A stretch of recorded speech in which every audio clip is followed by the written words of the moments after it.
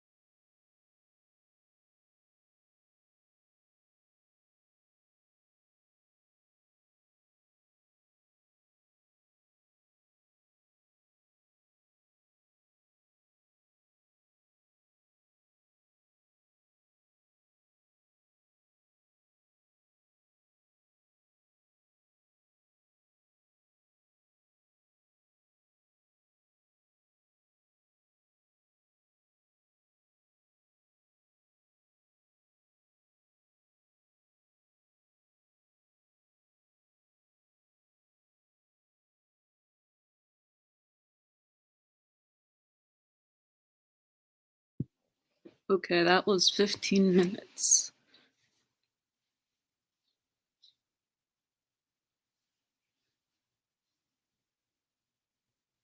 How is the sprints going so far? I Good. hate Shafa. I hate him so much. I also hate chakra. So I'm almost done with chapter 2. I like started chapter 2 at the beginning of the sprint. And so chapter 2 for everyone's memory is where we meet Shafa. If you haven't gotten to that point, for reference, with the Shafa hate. So it's a good time. That's where I am. And we're introduced to Demaya, and I enjoy how smart she is, and how she's quick, but not quite quick enough. Like she'll like say, and like as she's saying something, she'll be like, "Dang it, I fell into that trap" or something. And I enjoy that about her. I'm in chapter 11. I'm gonna be trying to read a little bit ahead because I'm trying to make up like questions and stuff for discussions and whatnot.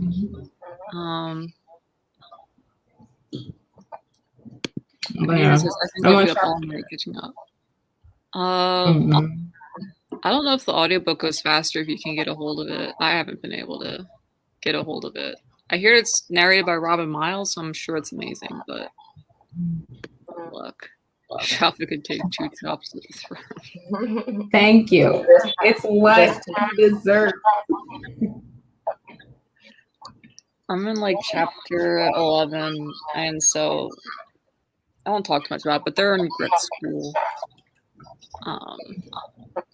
which is interesting in and of itself, what they have to do. What do you want to do for the next sprint? Is 15 minutes good? Do people want to go longer? I feel like 25 minutes is a good length to sprint. Yeah, I agree with that. How people in the chat feeling? We'll see. There's always a little bit of delay between StreamYard and the chat.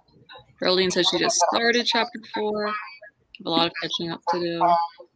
That's fine. I feel like it's a little slower in the beginning. There's just so much world building stuff to lay down. And then I feel like it does like ramp up as you get through. Laura and Lullaby is also on 25 minutes. So I think we'll aim for 25 minutes. Geraldine's second's 25. Nice. Bananas. I think I'm the only one who can't sit still for that long. I saw me getting cookies and stuff, and it was only 15 minutes. Regina Renee says 25 too. Ari says 25. Ari's on chapter 8. It's in chapter 8. I'm trying to remember. Oh yeah, one note about the audiobook while we're figuring out where chapter 8 is that it is very good. That's how I read it the first time. I was just checking it out via the audiobook on Libby. And I was like, this is fantastic. And then I think this time around, I purchased, obviously, the physical copies, and I have the audiobook. So I'm doing like a hybrid read. So a lot of my reading will be like doing the physical book and the audiobook simultaneously. But some of it will be like either or also, because sometimes I like to listen to music when I read, so I won't listen to the audiobook. And sometimes I like to go for walks, and then I can't, I can read the book and walk at the same time. So just as a plug for the audiobook, it is quite good. Yeah, I'm listening to it right now because I read it physically the first time. But like, I'm not gonna lie, I don't know if it's because I hate Shafa so much, but every time I hear his voice, I'm just like, why?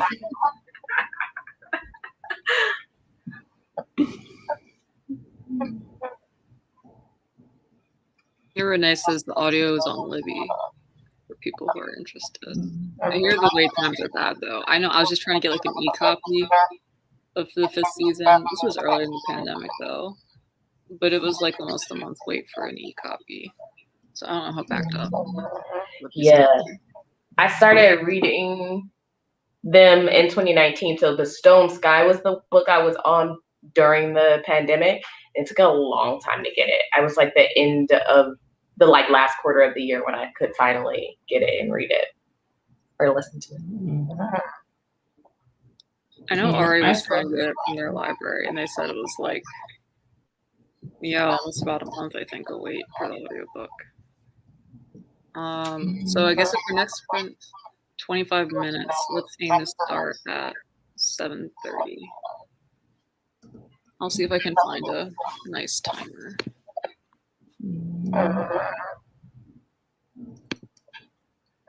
Wait, so is anyone thrown by the fact that Shafa says he does everything he does because he loves Demaya? I feel like a part of me is always wondering, like, does he actually love Demaya or is he just like a liar? Can I just he thinks he loves Demaya and he's lying to himself? Like, I don't get it. I'm so confused. Maybe it doesn't really matter, right? Because everything he does is terrible. It's terrible. He is like an abuser, okay? Yeah. An abuser. And so in his mind, in his warped version of reality, he loves her. I don't think he's lying. I don't think he understands that like he's awful. Like he's an awful abuser. And then without giving too much away later when we find out more about him, it's like, the cycle of abuse. It's just like, I can see how this is it. But yeah, my short answer to your question is, do I think he loves her? Yes. He is an awful abuser. I think he loves her, or like at least in his mind, he loves her. But like the way he shows it, and like I like the cycle. So like you know how like the cycle of abuse, how that goes. So it's like in his mind, he doesn't know anything else. So he's just like, yeah, I do this because I love you. But like in reality, you're just hurting this poor baby. Because you don't know what love is. Exactly.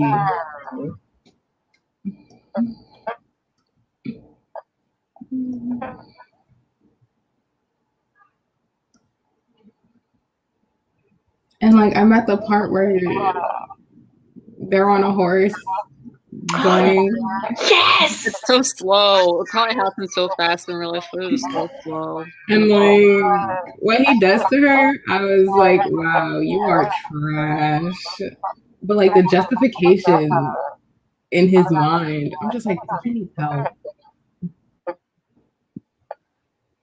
Oh, sorry, a late hi to Amika. She just joined us. Yeah.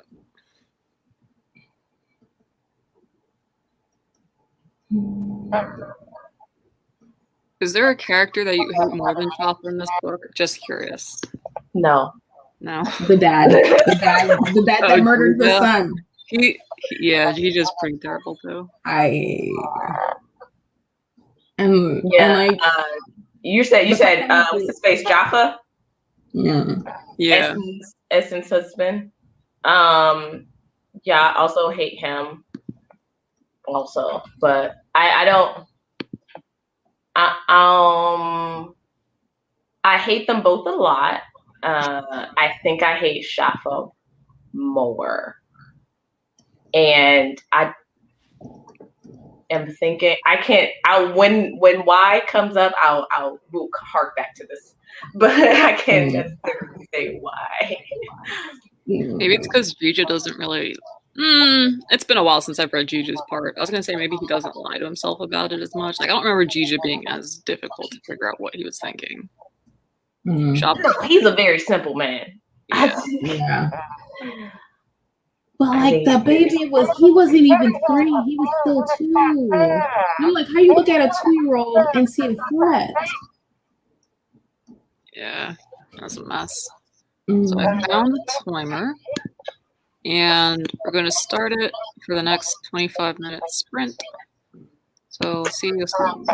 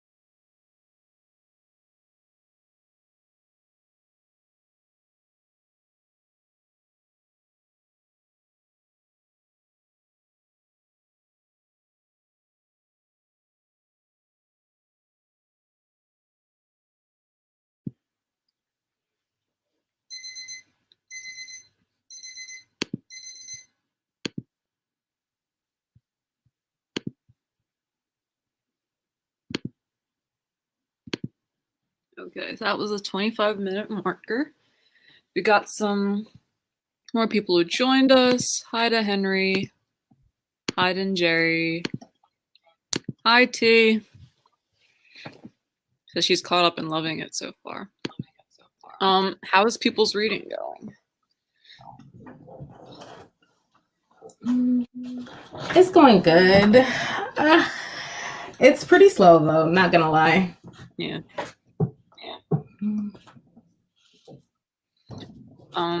Are people liking the 25 minutes for the sprints? Is that what we want to stick with?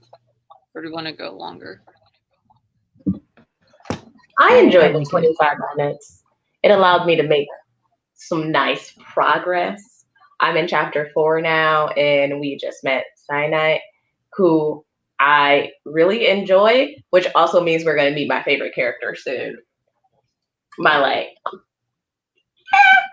pretty much, it's like, he's my favorite character, and then, like, Essen is close second, but there is a nice gap between the two of them.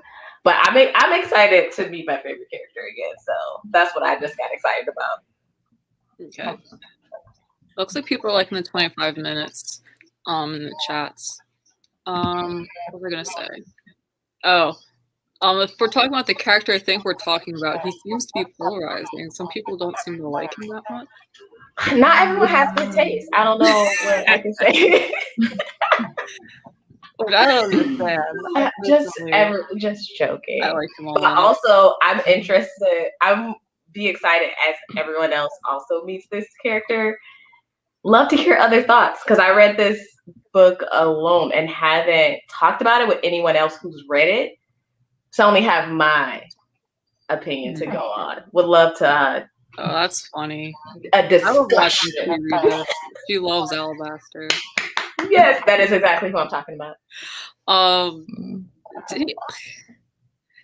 T wasn't going to be reading the Broken Earth trilogy, but she is a reading force. I see her making guesses and stuff. I'm like, how did you figure this out? I didn't know this stuff until it happened. I don't know. One of my favorite parts in the Discord has been watching people who read it for the first time or who might not have wanted to read it on their own, like reading it with people. It's been a lot of fun. Mm-hmm. Now that I've actually made some progress, I'm about to get into the Discord chats now. So it's like I haven't really gone in.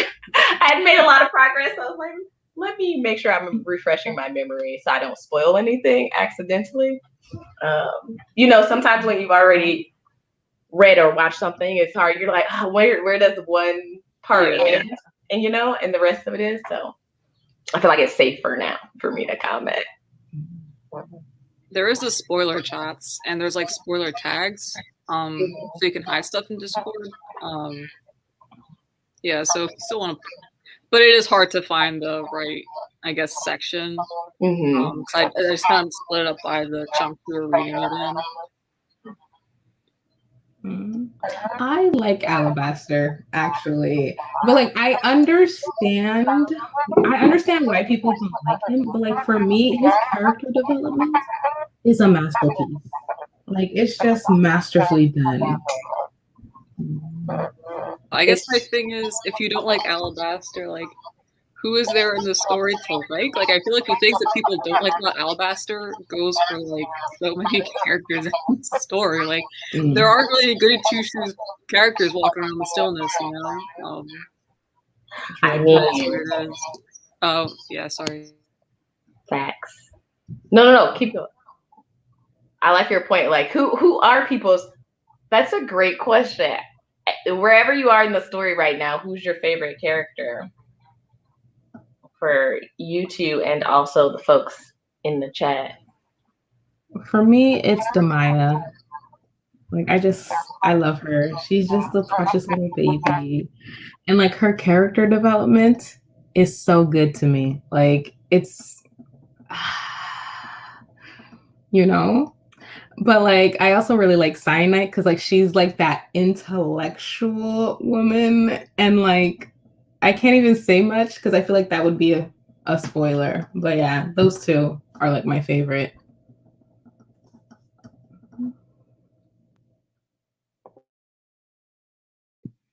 I think right now Cyanite's my favorite just because it feels like we're learning the most about the world and like she's driving the story right now, it feels like. So it feels like Essence stuff is kind of like in the background. It takes a while, I think, to get any like fulfillment on her plot stuff. And I feel like the first time I read this, I just didn't know what Demaya was doing in the story. I was very confused. So I think Cyanite's been my favorite so far. Geraldine really likes Cyanite. Oh, hey, Arlene. She really likes Cyanite too. And Alabaster Hive is showing up. Henry says Alabaster is very complicated. It took me much longer into the book to actually like his character. Very valid. Very valid. So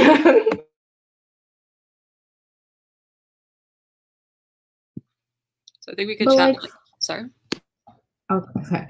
But because like there's like a lot of themes about race, and so like I could see a lot of parallels between the origins and being Black in the world. And so like for me, what I really like about Alabaster is like his anger, and like she does a really good job of exploring his anger, and and like you get to see the way society operates and how it really affected him, and like you get to see the trauma that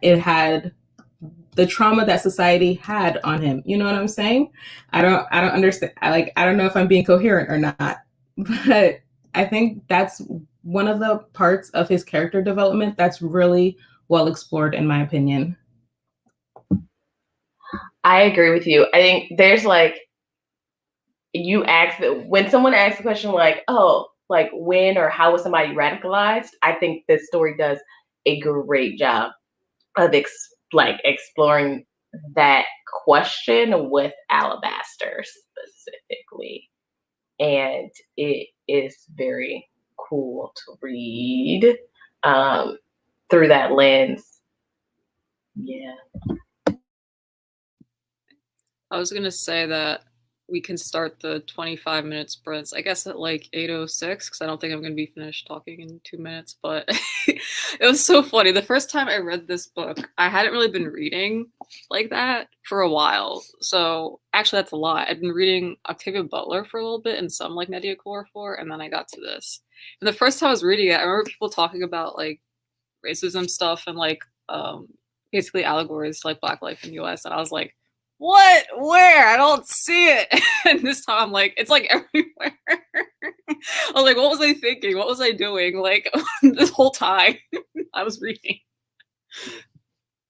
The first time I read it, I think I was like a little bit in and I was like, oh yeah, they're not Black. Like, because the phenotypes are like different and coastal and things like that. But I had to remind myself of that because Alabaster is, and Essen is, Cyanide is, Demaya is. So there's a lot of characters who are and who are also origins or, but like, yeah, so I'm like, yes, exactly. This is what I be talking about. This is what I be on rants about society. It's so good. The mirror, I just feel like the mirror is very good that she did in this. I forgot there's some responses from people. Henry's favorite characters are Cyanide and the mystery woman who shows up in chapter 10. Arlene says, I love Alabaster's anger, his knowledge about what his people are really about, and the power they really hold.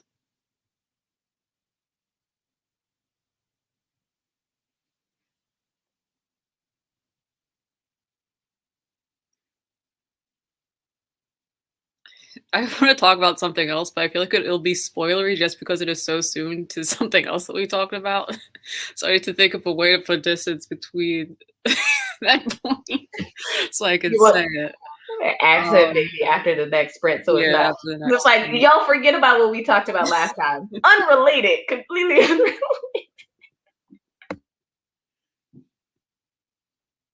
Okay, I'll start up the timer. Get that all set up.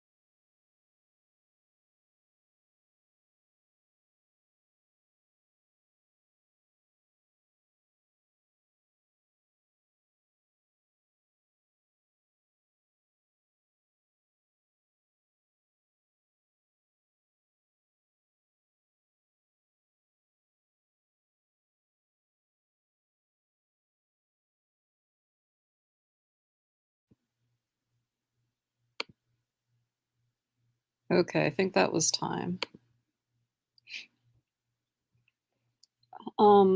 Temperature check on the sprints. Did you want to do like one more sprint at 25 and then call it a day, or do people want to go for longer than that?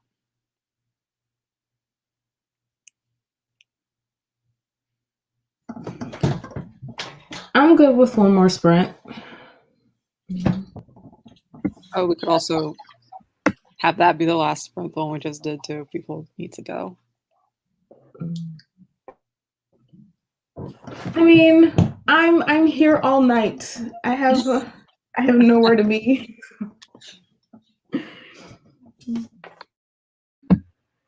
Yeah, I'm good with either. So whatever you decide, Chloe. And the others in the chat.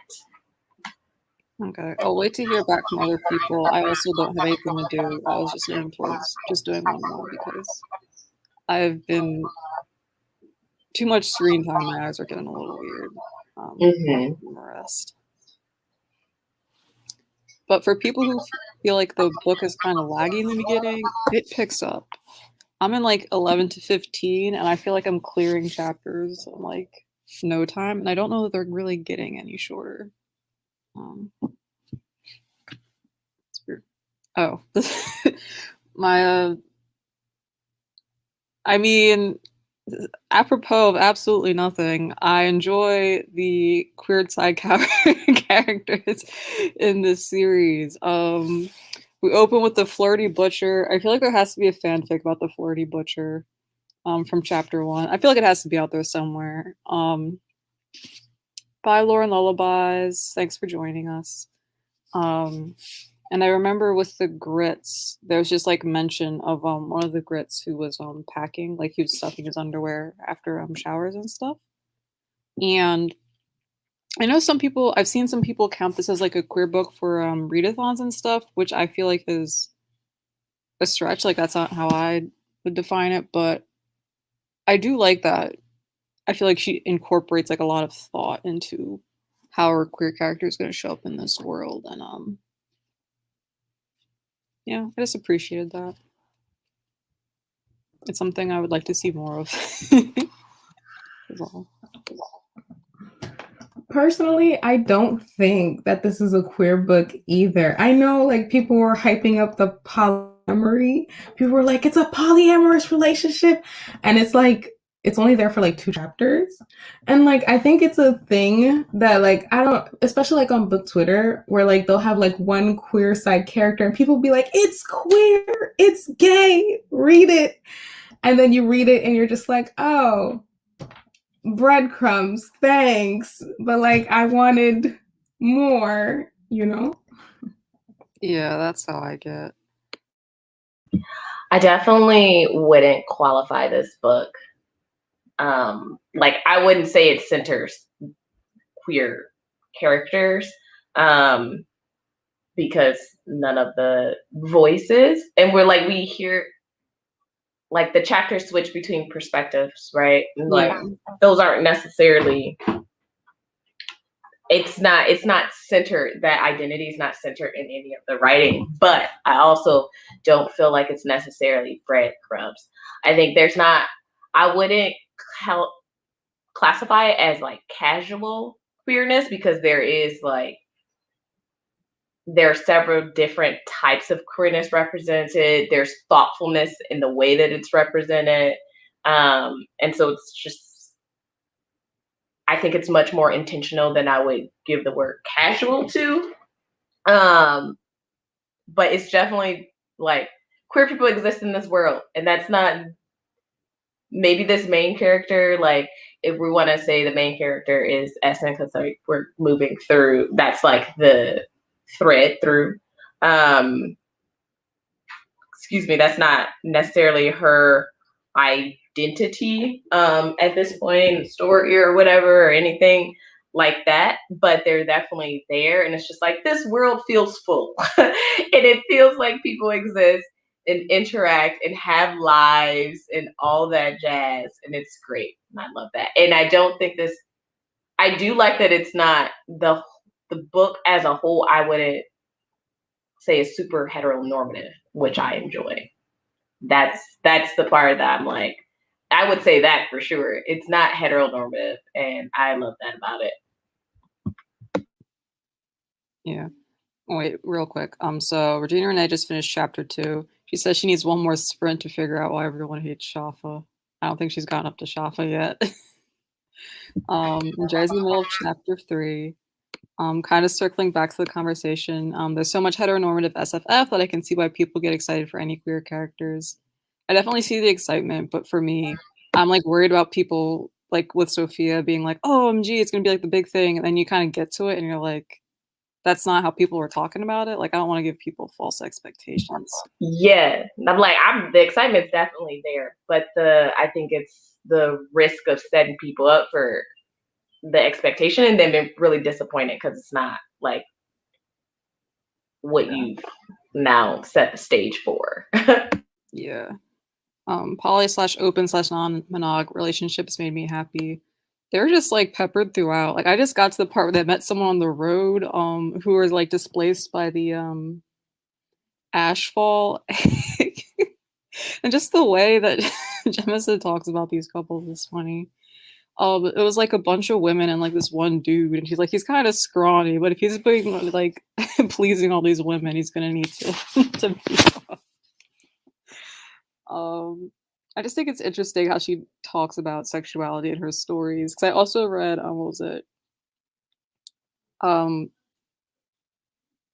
think it was The Dancer's War, her erotica short in an anthology recently. I think it's just she has this way of including like these like matriarchal like figures, and how they talk about sex is just like really interesting to me. It's like kind of like wry and funny, and also like I don't know. I just enjoy it. Expedia says, yeah, it's not a taste of honey. That's by Ashante Wilson. That's a uh, novella from Tor Publishing. Is there anything else to talk about?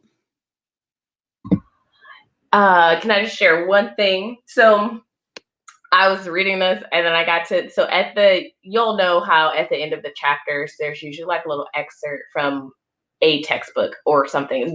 So a lot of the times it's stone lore and sometimes it's from these other like historic records. And the one at the end of chapter 4, like I remember reading it the first time and feeling some type of way, but I just felt a whole type of way just now reading it. Do you have a page number? I would like to feel a type of way. Yeah. I was like, I almost started crying because I was like, this is what I be talking about. Andrea sent it out. Thanks for joining us. Sorry. No problem. It's page 76. Okay. For everyone. It's so good. Like when I tell you, she's a genius. Like, yeah. It's very. It's hitting.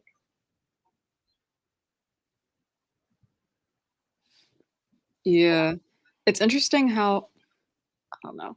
I'm thinking that was one that I remember T had quoted in the Discord. And I'm thinking in general about like how civilizations are built in this world.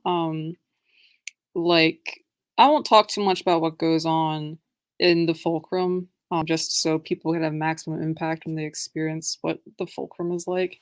But even just like for people who aren't origins, like having like a breeder caste, or like how they talk about these civilizations that didn't make it.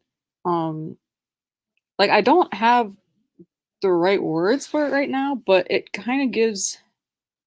Well, I mean, the breeding programs are basically eugenics. There's something that feels eugenicsy and like this pruning of humanity to like what end, for what purpose, for who.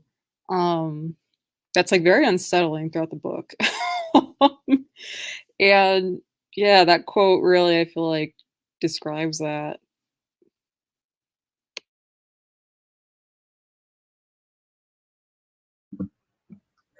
and also I've been reading in the Activity Butler slow read. So like there's a lot of like stories about breeding that have a lot of heavy breeding and stuff in it for me in 2021.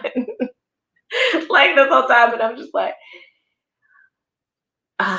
it's a lot. But yeah, also I think that excerpt hits around the like I don't even have the words. Is it more like the cultural like effects, like forced like assimilation more so than like? Yeah, like when the powers that be have devising, like there's a conscious, thoughtful, strategic plan behind like how to keep a people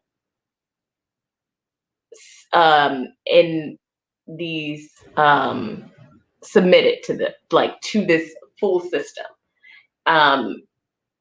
keeping them oppressed essentially. And those who are not like presently experiencing the oppression, or not like, and those who are benefiting from the advantage sometimes don't remember or take into account that these things have been intentional, right? Like even if you don't know anything about anything at that point, when you read what this says, and then it says that like that part finishes with like saying who says it, and they actually give you the context of saying this comment was recorded at a party shortly before the founding of the Fulcrum, right? So you like this is very intentional. This is very intentional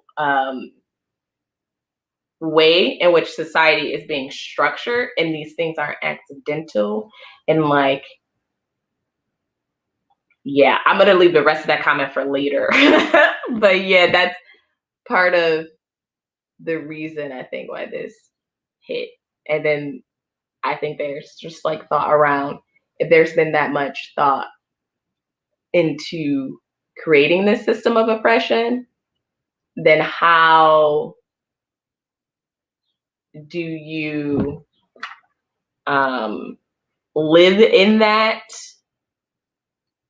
Like, because that chapter is about Sinai, and she's talking about her ambition to move up through the ranks and what she's willing to do. So yeah, just in the context of that, I'm gonna stop commenting on it before I spoil something for anyone. No, sorry.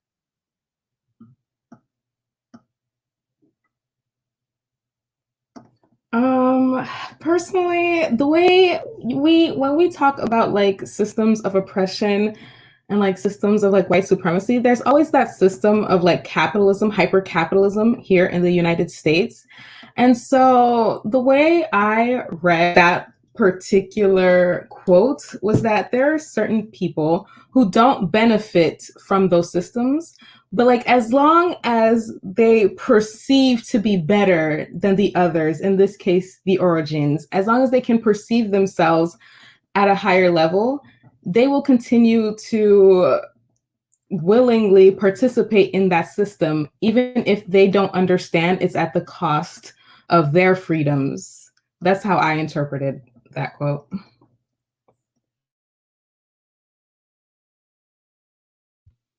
Yeah, I could see that. There's definitely a lot about like the psychology of getting people to buy into something so horrific.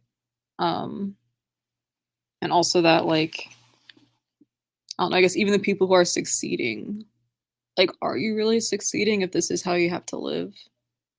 If the standard is always perfection and you can never be anything other than perfect. I just appreciated the point about like the history of stuff and people being like explicit about things. I hadn't thought about that the first time.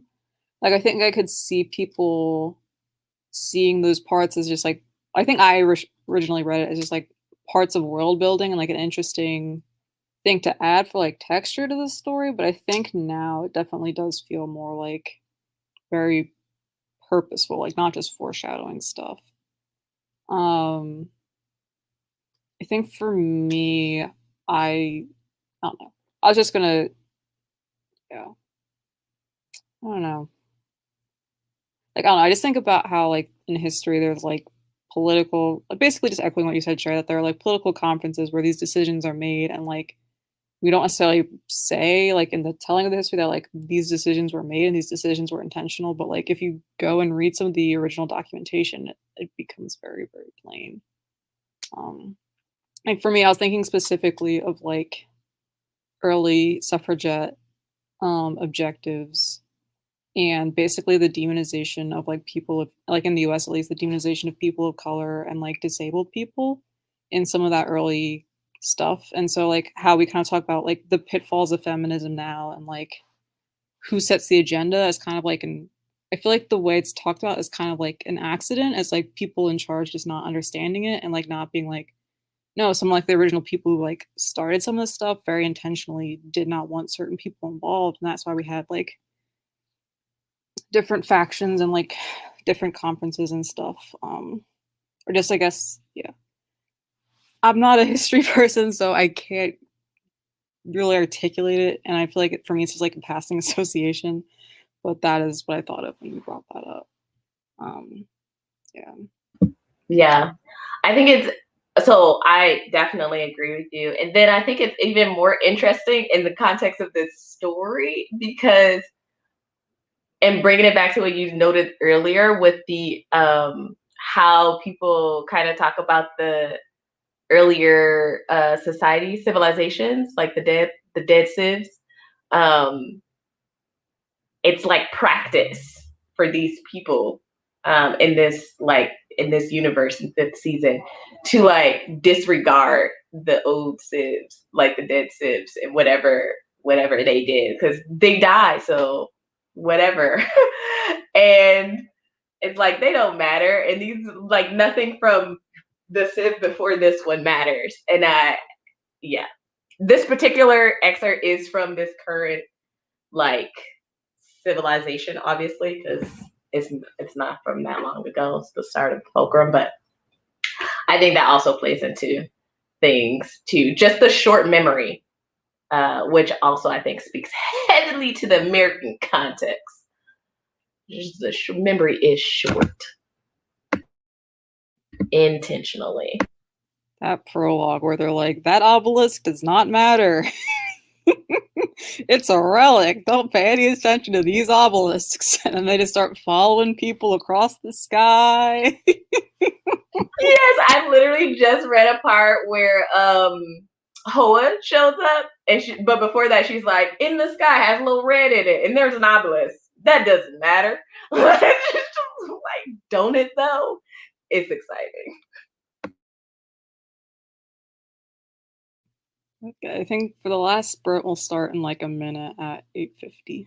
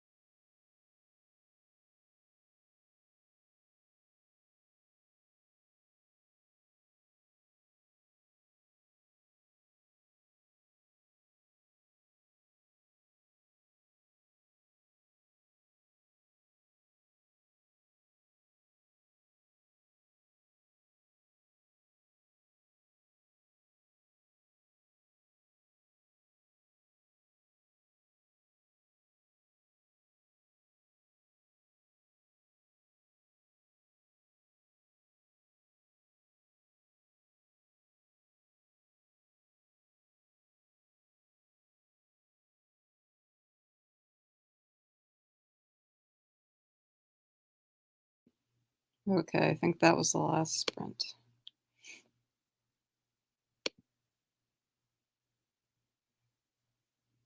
How was reading going for you? I mentioned I have to read ahead because I'm trying to think of stuff for discussion, and it was going too fast, so I took a break the last sprint to do some other stuff. I'm interested to hear how everyone else's reading is going. I'm at the part where they've finally gotten to their destination, and then so like Alabaster they gave him like a minor governor, and he's just like, where's your actual leader? Like, you need me. And like he's just calling out the disrespect, and I'm just like, wow. I love him so much.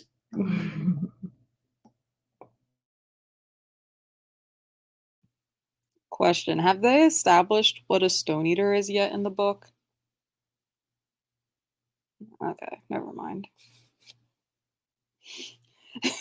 I could throw out the would you rather question now, but I don't know if anyone can really answer it.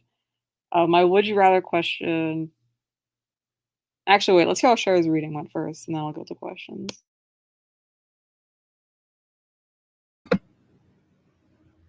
Did you say me? Okay. Sorry, there's like a really loud motorcycle, I guess, outside. But reading is going well. I just got through the Demaya and Shafa on the road bit.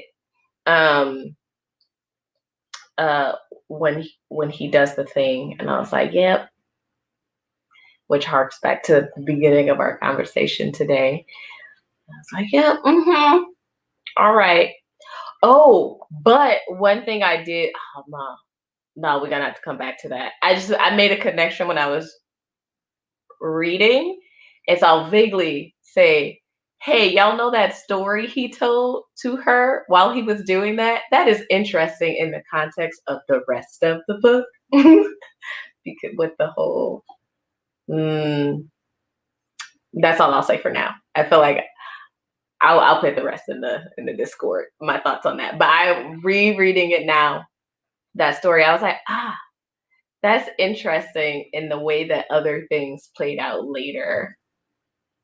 Not necessarily with Demaya, but like I was thinking of who the equivalent characters would be. What's the one guy name? In the the origin? Yes. Who the equivalent character.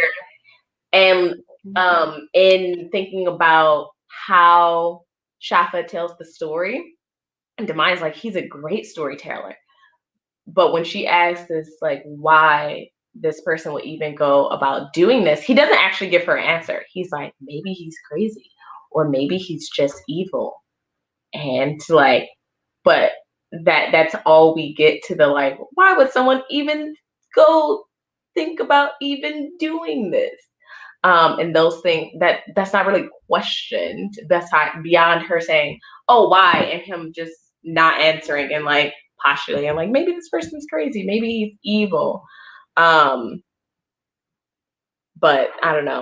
I feel like just some random person who's like crazy doesn't usually have this much of a threat to an empire, right? So it's just interesting is all. T says there is no Stone Eater explanation yet. Geraldine says she liked Shafa until that story. Yeah. Shafa looked like he was gonna be I don't know, a potential father figure or something until that story happened. I think Demaya's a lot more astute than I was as a kid. I don't know if I could have picked up all these like cues that she does. Like where she's like, I didn't like this story, but I also think that was the point of him telling me this story. I feel like I wasn't that astute.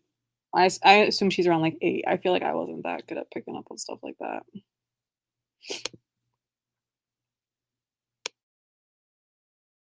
My question was, do people remember what the kirkhusas are? They're not super duper important. They're the size of otters. They're usually herbivorous and they're carnivorous during a season. that happened. They turn up on the road, right? When it's on the road, there's like an incident near the roadhouse, I think, right? I don't know what chapter it's in. Oh, okay.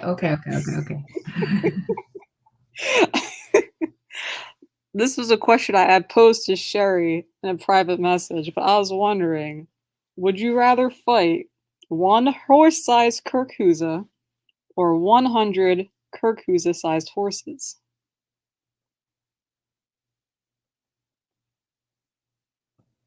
I feel like one horse size, because like I feel like if you have like a bunch of little ones coming after you, I feel like you're more likely to lose. I don't know.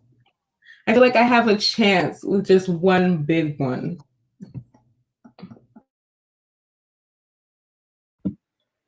Yeah, that's also going to be my answer. Well, first, I'd also want to know what kind of weapons and skills do I have. Do I got a weapon on me? That's irrelevant, I guess, to the actual answering of the question. Because I agree, if there's like 100 little ones, then you can't see where all the attacks is coming from. And I feel like it'd be easy for them to like overpower you. And I mean, horses aren't necessarily like, they aren't like meat eaters and don't want to attack you and stuff, but those teeth and those hooves will mess you up. So I don't want to deal with like 100 of those little things.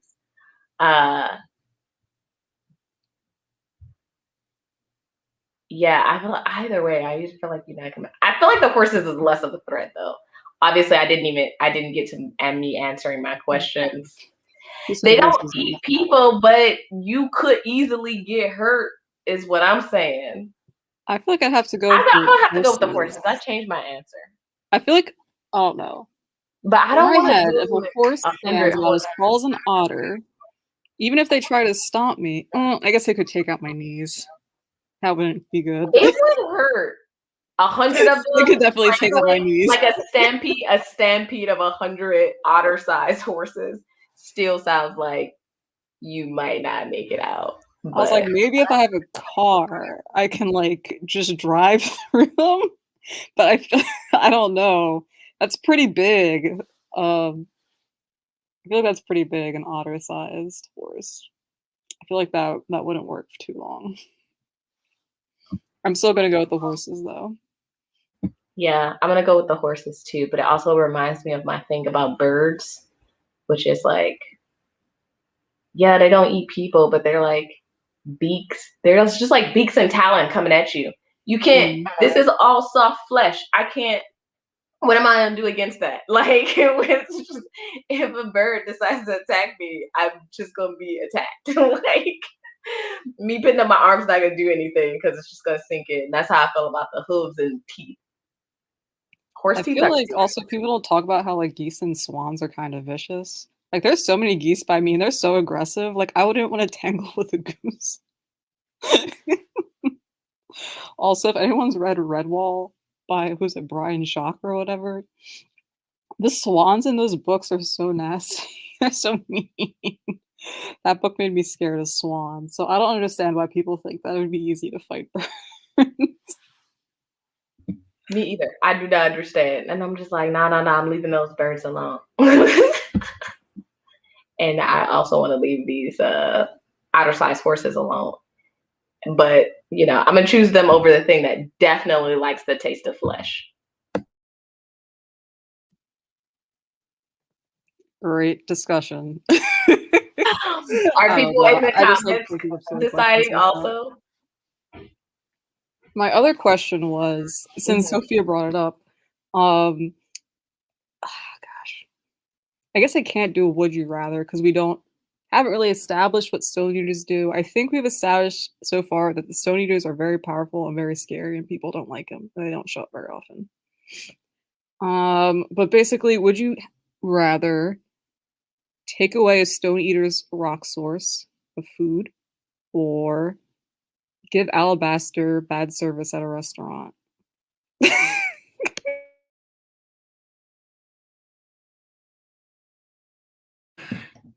take away the Stone Eater's food. Because, like, I feel like Alabaster, I feel like he's the type, he could cut you with just his words.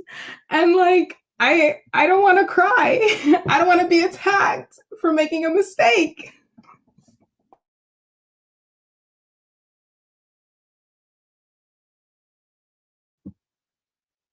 Oh my god. First of all, that's a great question.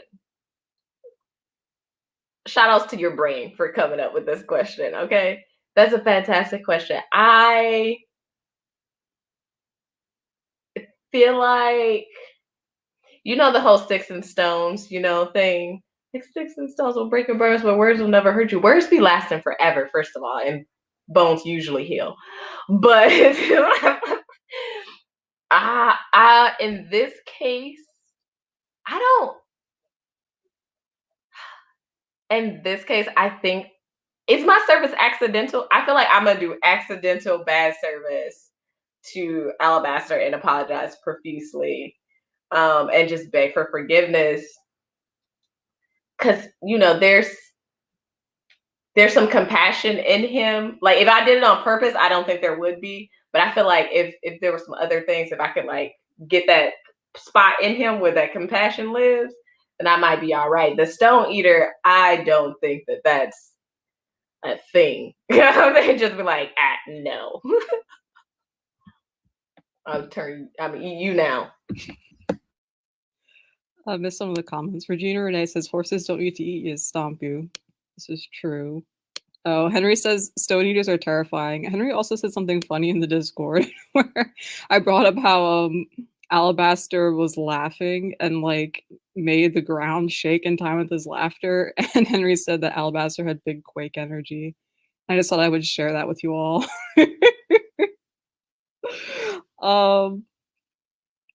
Arlene says, give Alabaster bad service. I don't want the Stone Eater to want to bite on me. Henry says, Alabaster's too petty to be crossed with bad service. I was torn because I feel like Alabaster doesn't like being disrespected, obviously, but also I don't know if he would like take into account that like you're just like an employee there. I don't know. And just be like, you're not in charge, you're not like the manager or something, and be kind of like, okay, like you the service is bad, but like it's not the end of the world. And I kind of forgot how the Stone Eaters handled people they didn't like. Like I couldn't remember what they did. I feel like they would just be so scared of being around them. I'd have to go with Alabaster because he's human. So I felt the Stone Eaters, I thought, just kind of like looked at people creepily and like told half truths and stuff like that. Like I can't. Nope, that's a lie. That's a lie. I was like, I don't want to tell you because it ain't happened yet in the story. But yeah, it could be bad. So yeah, my thing with Alabaster though, I agree with. I think he may be much too petty to like take out bad service on like the waiter or whoever's providing, like actually delivering the food. His thing to me feels much more like with authority, right? So he's like, I'm playing this, like, I I have to be in this role. Like, I've been bred into this role. Y'all telling me these are the rules. Then okay. Then where's your leader at? Because I'm not about to like give me the respect I deserve. Then if I'm gonna play y'all little game, you know, he gives me big fat energy. So I feel like if he was it would be, if it was like deliberate, like bad service and stuff like that, and it was coming from like the manager or the shop owner or something, or they like didn't want to serve him for some reason, then I feel like y'all about to get them hands. And by hands, I of course don't mean his literal hands, but you might get iced up or whatever.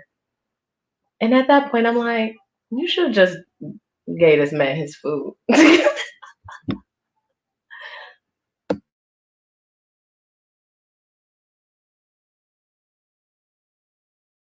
Sorry, I didn't realize that I still had my headphones in. So like an ad started playing on YouTube and I was like, where is that sound coming from?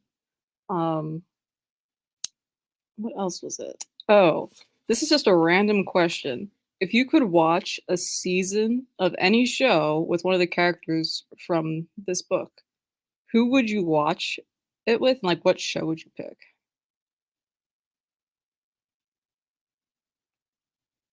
Like, I'm kind of tempted to show one of the characters. I feel like I'd watch Steven Universe with Demaya because there's just like a lot of attention to like rocks and stuff in this world and gems, and I feel like she would get a kick out of seeing that. So I feel like that would be kind of fun.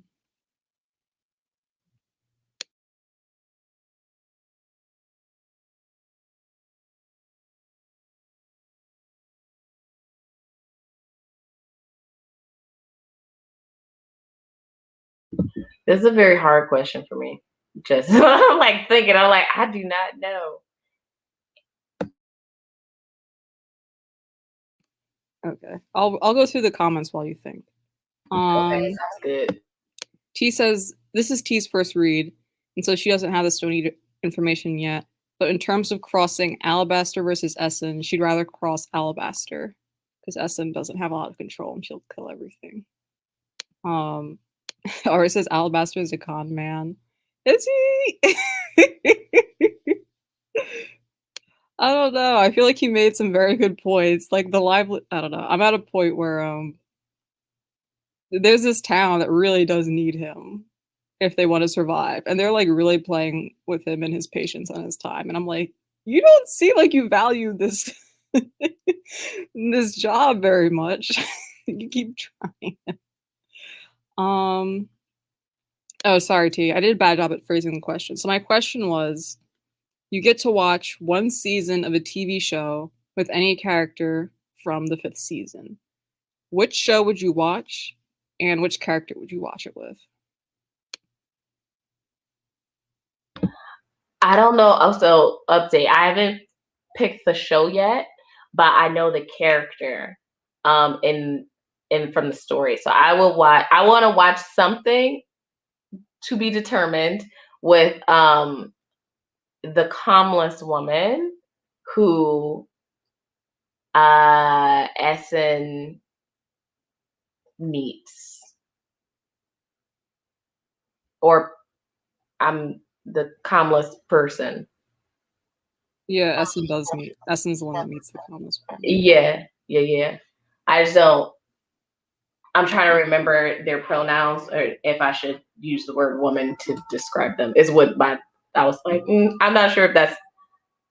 I think so. I think that's the pronoun. I haven't gotten to that part in the story, so it's like not the freshest in my memory, but I remember that character, and I'm like, yeah.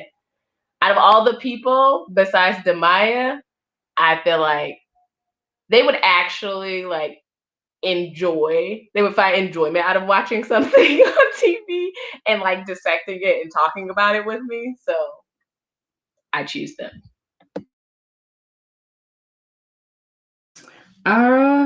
Alrighty. So for my answer, I'm gonna choose Demaya, and I would watch Teen Titans only because I've been rewatching it lately, and like the childhood memories and the nostalgia, and like I would just want to pass that on to her.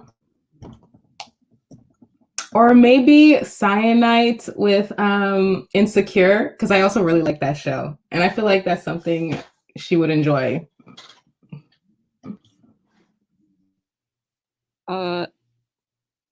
Henry said he'd watch The Wire with Alabaster. T. Morgan said she'd watch Django Unchained with Alabaster.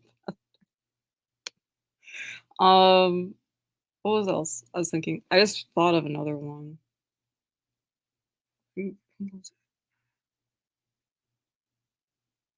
Oh, I think I'd show Essen, just specifically, I guess the 2nd season of Avatar: The Last Airbender, where Toph shows up. Because in my head, I was like, oh, the Origins move Earth and Earthbenders move Earth. Who would win? And I was like, baby Origins level mountains, and it takes skill to like not level mountains. So obviously, the Origin would win every time. I just think she'd get a kick out of watching like this earthbending master who's like just moving these kind of small rocks in comparison to what she could do. Ari says Glee with Alabaster. I don't know what I would watch with Alabaster. I feel like he would complain about anything I put on TV, and then I like hand him the remote, and then I wouldn't want anything he put on. I don't know. I feel like he's very picky, and I feel like we wouldn't get along. I don't know what type of shows that he would even want to watch. I feel like he wouldn't want to watch any shows. I feel like he would not want to watch shows, and he like no. Just, I love the guy, but I do not think he would want to watch television. And I also think he would complain. He'd probably just be like, just let me sit here in silence. Or I think he probably gets enjoyment out of like reading. I feel like, which I do too, but I can also watch a bunch of TV. I feel like Alabaster, do you think he'd watch a drama? Because he's kind of a family guy. I feel like if you put like a teary family drama on, he might watch that. We want him to watch This Is Us? Is that what you're saying? I would love for him to watch it. I don't know if he would, but I think it would be interesting perspective to get on This Is Us, having Alabaster watch it. Would love that. Do you have something to say, Sophia? I haven't seen This Is Us, so I can't really comment.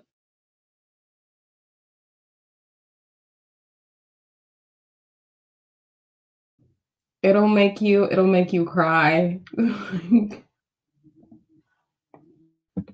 It's a great time. It's very well written and acted.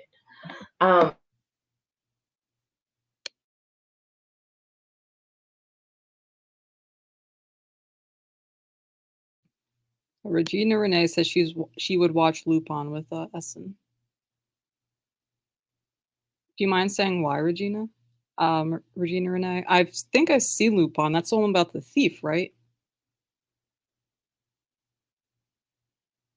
That's like the anime about the thief who like, or is he more like a detective? I feel like I've seen the movie, but it's been a minute. There's a currently on Netflix, it's like a live action. I don't know if that's what. Okay, that's not what I was thinking of. It's French. I want to watch like a documentary with Tonki. Like, I don't know about what. I feel like it wouldn't even matter just because of the way their mind works. But I want to watch something and then just mostly watch them watch it and hear what their commentary is. I feel like the commentary would be superb. Ari said they'd turn on power, and they said there is a new Lupin on Netflix. Do you want to talk a little bit about the science of the book? That was something I really liked about it the first time around, and I did like it this time around too. Okay, Arlene says that Lupin is a thief. Oh, oops, sorry. He's a thief. He's a grifter. I would watch the live action show with Essen because Lupin is super smart and outsmarts everyone. I think she'd get a kick out of that. I could see it. But that was something that I really enjoyed. And like, I really enjoyed like the explanations of like, how do they understand things? And like, what are the technical parts of like how the origins, like, I'm at a part where Cyanide just took a job and they're talking about like, oh, like, you know, you want your torus to be super high and narrow so that you don't ice people. And like, this is how I know what could possibly be under the ground and what does everything feel like. They were like those details, and I really liked Tonki, who hasn't really showed up yet, but she's very knowledgeable. The stuff that she brings. And I was wondering if there's like a certain science part of the story that you particularly liked or what you thought of the science in general. Love the science. I love the science aspect.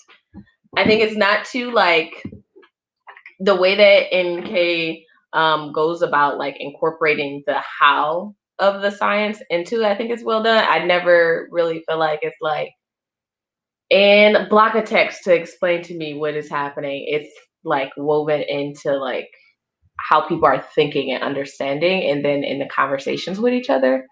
So I think that part is done really well. And also, I just really like the science. I was like, am I interested in rocks now after reading? It's like, and I need to learn more about how the earth does stuff. it's very interesting. I really enjoyed the science around, like, in the fulcrum when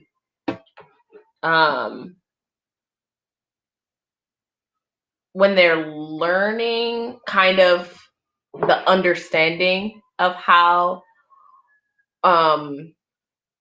the origins powers work, and kind of the explanation around that, like the science around like how to do it and when to do it and what's happening in the earth and what's happening in the others around.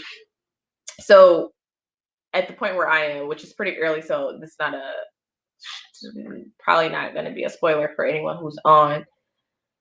When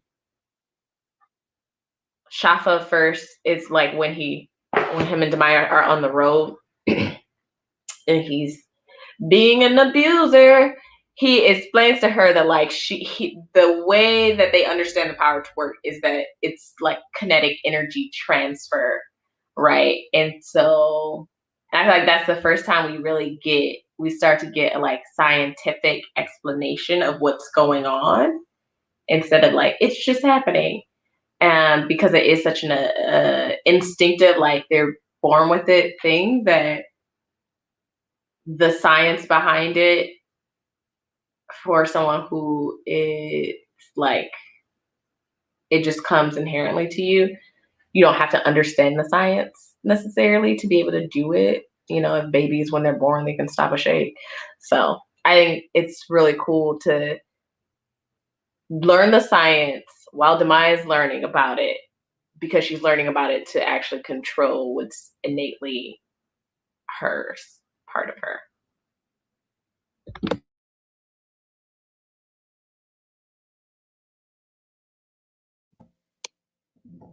Personally, I do not have the brain cells to comprehend science. I'm very right brain when it comes to this stuff. But honestly, I do have a lot of respect for N.K. Jemisin, because apparently she did research for about a year before she even started writing this series. So like the dedication is top notch. And I feel like the way she blends the scientific elements with the magic system, because like it is science, but it's also the magic within this world, and like the way she blends it together and the way it's perfectly balanced, I have a lot of respect for her for that aspect. And I will say, I feel like that the way N.K. Jemisin explains it, it's very approachable. Because I find that a lot of the times when it comes to complex magic systems and the author's just bombarding you with information, it's hard to take in sometimes.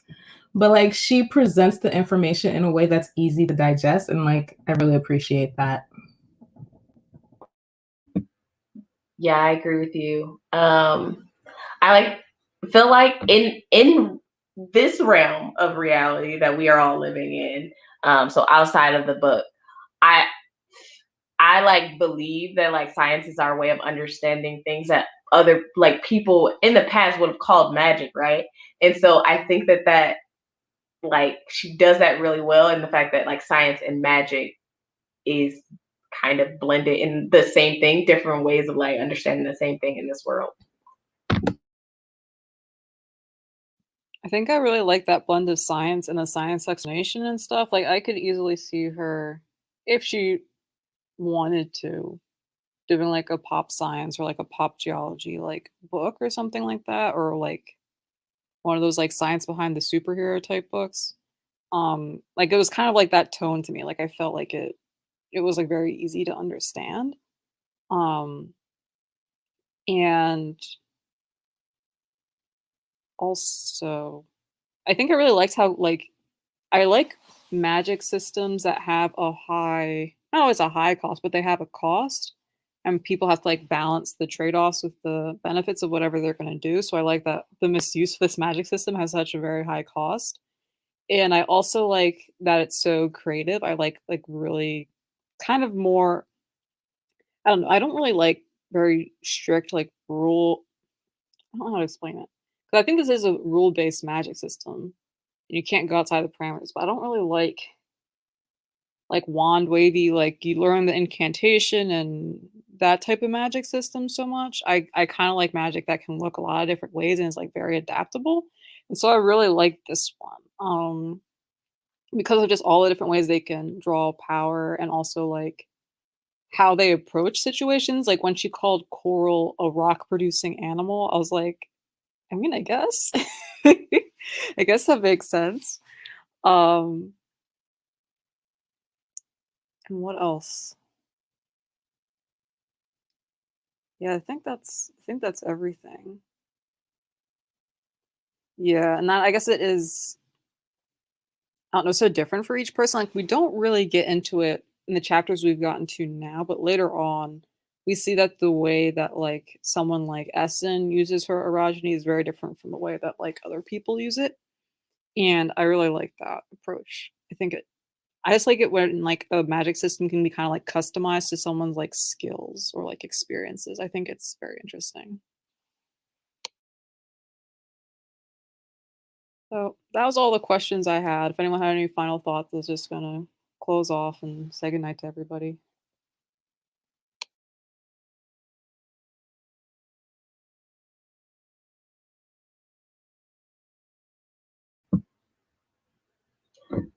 Nothing really from me. I really enjoyed this reading.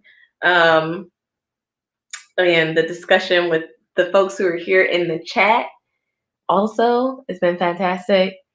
And you're like, would you rather questions are great. Just like keep those coming. I'm over here stumped. I'm still trying to pick a documentary, by the way, for what to watch with Tonki. I don't have any much to add, but like I am super glad that I decided to join this readathon because like honestly, I remembered liking this book, but like going back and seeing like all the foreshadowing and like the breadcrumbs that she left behind, I'm just like, wow. Wow, this is amazing. But yeah, that's all. Okay. Well, thanks for joining me, Sherry and Sophia. It's been great talking with you. Thank you to everyone in the chats who stuck it out or who just dropped by to say hi. It has been really a lot of fun talking about this with everybody, and I feel like I should big up Ari because I wasn't gonna make a Discord because I'm not very tech savvy, and it's been a lot of fun. Just watching people's reactions in real time and like I don't know, just saying silly things in there. Um, so yeah, thank you everybody. Oh, Regina Renee says maybe exterminate all the brutes for Tonki. So yeah, thanks everybody. Good night.